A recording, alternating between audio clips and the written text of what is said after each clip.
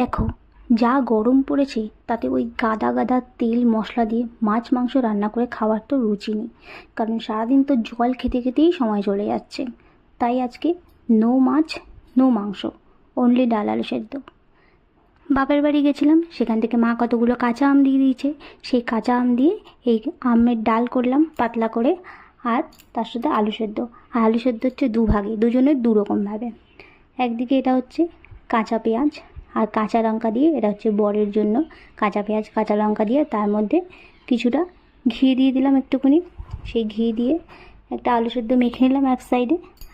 আর একটা হচ্ছে আমার জন্য, সেটা হচ্ছে শুকনো লঙ্কা তেল দিয়ে ভেজে নিয়ে সেটা মাখলাম।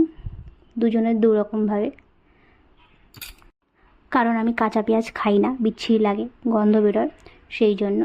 তো আজকে মেনু এই ডাল, আলু সেদ্ধ